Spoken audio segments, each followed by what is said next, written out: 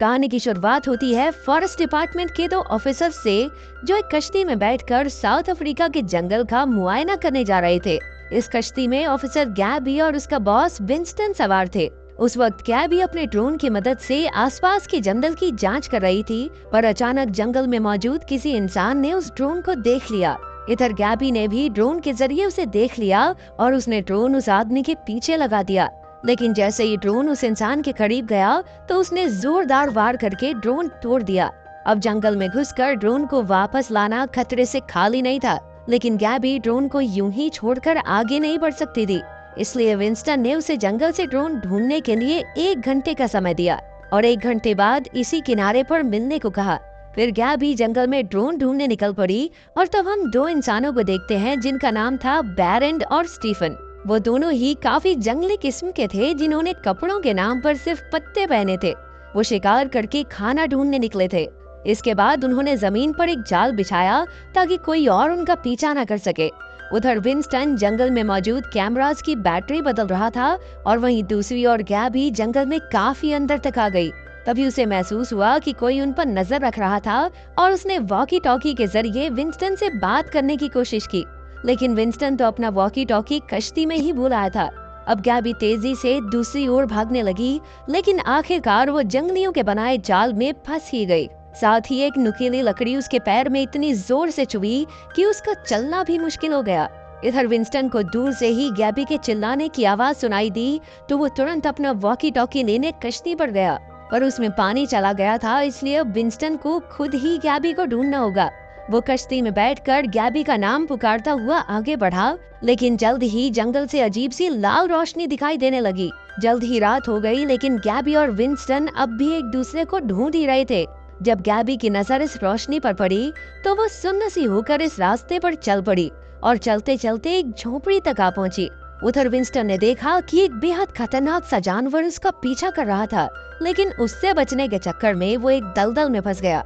वहीं गैबी झोपड़ी का दरवाजा खटखटाने लगी, लेकिन जब किसी ने जवाब नहीं दिया तो वो खुद ही दरवाजा खोलकर अंदर आ गई। उसने अपनी टॉर्च से इधर उधर देखा और फिर थककर जमीन पर लेट गई।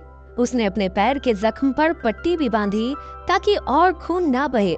तभी बैरन और स्टीफन भी वहां पहुंचे और उन्होंने गैबी से पूछा कि तुम हो कौन। गैबी ने बताया कि उसे चोट लगी थी, इसीलिए वो यहाँ आकर लेट गई। इसके बाद उन्होंने कपड़े पहनकर गैबी के जख्म पर मरहम लगाई। इसके बाद वो सब खाना खाने लगे और एक दूसरे के बारे में और बातें जानी। दूसरी ओर जंगल में विंस्टन अब भी उस जानवर से बचकर भाग रहा था। ये जानवर अपने मुंह से ऐसे कीटाणु छोड़ता था जिससे इंसानों के शरीर पर फंगस लग जाती और धीरे धीरे फंगस इंसान के शरीर को खाकर और बढ़ने लगती। इधर गैबी ने बैरन और स्टीफन को बताया कि उसने जंगल में एक ऐसा आदमी देखा जिसके शरीर पर पौधे उगे हुए थे, लेकिन उन दोनों ने गैबी की बात अनसुनी कर दी। उधर विंस्टन थक हार कर एक पेड़ के नीचे बैठ गया, लेकिन वो इस बात से अनजान था कि इस पेड़ की जड़ें उसके करीब आ रही थी। फिर सुबह होने पर बैरन ने एक खास मरहम बनाई और स्टीफन ने ये मरहम गैबी के जख्म पर लगाई। गैबी को छूते ही उसके दिल में घंटियां बजने लगी, क्योंकि उसने आज तक किसी लड़की को नहीं देखा था। उस वक्त गैबी सो रही थी और उसने सपने में देखा कि उसकी बाजू पर छोटे छोटे पौधे उग रहे थे। तभी वो डर के मारे उठ गई, लेकिन ये सिर्फ एक बुरा सपना था। जल्द ही बैरन और स्टीफन शिकार पर निकल गए और गैबी ने फिर से विंस्टन से बात करने की कोशिश की। तभी उसे विंस्टन के करहाने की आवाज सुनाई दी, लेकिन जख्मी होने के कारण वो विंस्टन की मदद करने नहीं जा सकती थी। तब उसने झोपड़ी में आग जलाई ताकि विंस्टन उसे ढूंढ सके, लेकिन जैसे ही बैरन और स्टीफन लौटे तो बैरन ने तुरंत आग बुझा दी। उसने कहा कि हम दिन में कभी आग नहीं जलाते।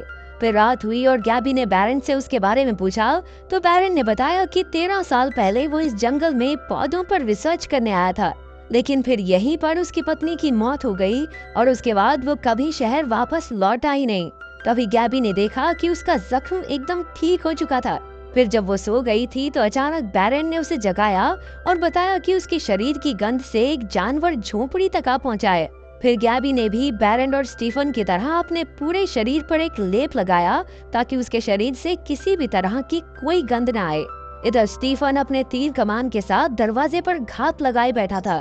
जल्द ही इस जानवर की जड़ें गैबी की ओर बढ़ने लगी, लेकिन ऐन वक्त पर बैरन ने अपने चाकू से उन्हें काट डाला।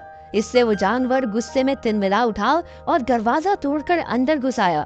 ये काफी वहशी और अजीब सा जानवर था, जिसका शरीर तो एकदम इंसानों जैसा था, लेकिन उसके पूरे शरीर पर पौधे उगे हुए थे। इसी वजह से वो कुछ भी देख नहीं सकता था और सिर्फ अपनी सुनने की शक्ति के भरोसे ही वार करता।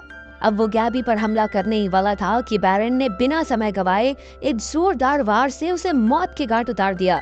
उसका खून गैबी पर गिर गया और इस खतरनाक मंजर को देखकर उसकी रूह कांप उठी।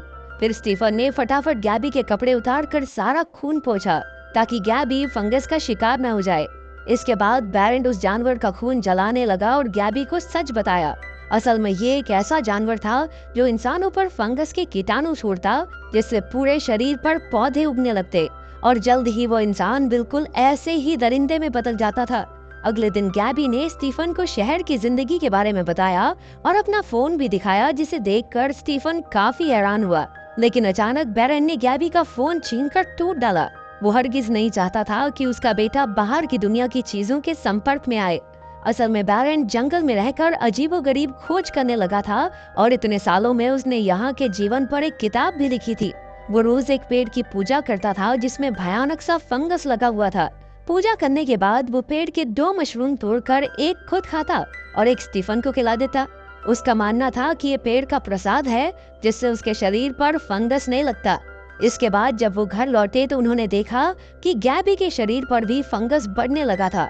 इसलिए बैरन ने उसे वापस लौट जाने को कहा, लेकिन स्टीफन को गैबी से लगाव हो गया था और वो जानता था कि ये फंगस ऐसे नहीं छूटेगा। खैर बैरन जबरदस्ती गैबी को जंगल से बाहर छोड़ने चल पड़ा, पर रास्ते में अचानक गैबी को विंस्टन की टॉर्च दिखाई दी। अब वो विंस्टन की खोज में तुरंत दूसरे रास्ते पर भागने लगी, लेकिन कुछ दूर जाते ही उसके पैर वहीं जम गए। उसकी आंखों के सामने विंस्टन पड़ा था, जिसके शरीर के हर हिस्से में पौधे उग चुके थे। हालांकि वो अब भी जिंदा था, पर उसने गैबी से कहा कि मैं मरना चाहता हूँ। लेकिन गैबी फूट फूट कर रोने लगी और उसने कहा कि वो विंस्टन को हॉस्पिटल लेकर जाएगी। पर बैरन ने उसे समझाया कि इसका कोई इलाज नहीं और जल्द ही विंस्टन भी उसी वहशी जानवर में बदल जाएगा। आखिरकार उसने एक तीर विंस्टन के मुंह में रखा और उसकी जान ले ली। तभी अचानक उन्हें उसी जानवर की आवाज सुनाई दी, इसलिए गैबी और बैरन दौड़कर फिर से झोपड़ी में लौट आए। रात को गैबी ने देखा कि उसकी टांगों पर फंगस बढ़ने लगी थी और उसे देखकर स्टीफन काफी परेशान हो गया। अगले दिन जब वो बैरन के साथ पूजा करने गया तो उसने मशरूम खाया नहीं, बल्कि अपने मुंह में ही छिपा लिया और फिर घर लौटकर गैबी को खिलाया ताकि वो ठीक हो सके। पर जल्द ही बैरन को इसकी भनक लग गई और उसने फिर से गैबी को वापस लौट जाने को कहा, लेकिन इस बार गैबी ने जाने से साफ इनकार कर दिया। धीरे धीरे स्टीफन और गैबी की नजदीकियां बढ़ने लगी, जिससे बैरन बिल्कुल खुश नहीं था। इधर गैबी ने जैसे तैसे अपना फोन जोड़ा और जंगल में लगे कैमरा की चिप डाली, जिसमें उसे वही वहशी जानवर दिखाई दिया। अब उसने बैरन से सारी बात की सच्चाई पूछी तो बैरन ने बताया कि 13 साल पहले उसकी पत्नी को इसी फंगस ने जकड़ लिया था और फिर वो धीरे धीरे एक पेड़ में बदल गई। तब से बैरन उसकी पूजा करने लगा और उसके मशरूम से ही आज तक वो और स्टीफन फंगस से बच पाए हैं। उसकी पत्नी भले ही एक पेड़ बन गई थी, पर वो अब भी जिंदा थी। और आखिरकार बैरन ने बताया कि उसकी पत्नी चाहती है कि वो स्टीफन की बलि दे दे, लेकिन बैरन अपने मासूम बच्चे को यूं ही कुर्बान नहीं कर सकता, इसलिए वो अपनी पत्नी के सामने गिड़गिड़ाता था। खैर फिर गैबी ने स्टीफन को अपने साथ शहर चलने को कहा, लेकिन बैरन को ये हरगिज मंजूर नहीं था। इसलिए रात को गैबी ने चुपके से स्टीफन को उठाया और उसे अपने साथ लेकर चल पड़ी। पर जल्द ही बैरन ने उनका रास्ता रोक लिया और स्टीफन से कहा, तो तू अपने बाप को इस जंगल में अकेला सड़ने के लिए छोड़ जाएगा? इस पर स्टीफन का दिल पिघल गया और वो वापस अपने पिता के साथ चल दिया। लेकिन गैबी को शक था कि स्टीफन बैरन के साथ सुरक्षित नहीं है, इसलिए वो भी उनका पीछा करती झोपड़ी तक आ गई। जैसे ही बैरन स्टीफन को लेकर निकला तो गैबी ने झोपड़ी में घुसकर तीर कमान चुराया और उस पेड़ तक आ पहुंची। उसने देखा कि बैरन ने स्टीफन को बांध दिया था और अब वो अपनी पत्नी को स्टीफन की बलि देने वाला था। स्टीफन बचने की कोशिश कर रहा था, लेकिन पेड़ की जड़ों ने उसे कसकर जकड़ लिया था। तभी गैबी ने उसे छुड़ाने की कोशिश की, लेकिन पेड़ ने उसे भी पकड़ लिया। पर जैसे तैसे स्टीफन उसके चंगुल से आजाद हो गया और उसने देखा कि बैरन गैबी को जान से मारने ही वाला था। उसने आन वक्त पर अपने पिता के सर पर जोरदार वार कर दिया। अब पेड़ की फंगस चारों ओर से बैरन की ओर बढ़ने लगी और स्टीफन उसे वहीं छोड़कर गैबी को लेकर भाग निकला। वो दोनों झोपड़ी में आकर छिप गए और फिर जब सुबह हुई तो बैरन ने फिर से पेड़ की पूजा की, लेकिन इस बार कोई फायदा नहीं हुआ। पेड़ बड़ी का भूखा था, इसलिए उसने बैरन को ही चुम लिया और धीरे धीरे उसके पूरे शरीर पर छोटे छोटे पौधे उगने लगे। वहीं झोपड़ी में गैबी के शरीर पर भी तेजी से पौधे उग रहे थे। कुछ ही दिनों में उसका पूरा शरीर फंगस से भर गया और आखिरकार गैबी ने स्टीफन को शहर जाकर एक नई शुरुआत करने को कहा।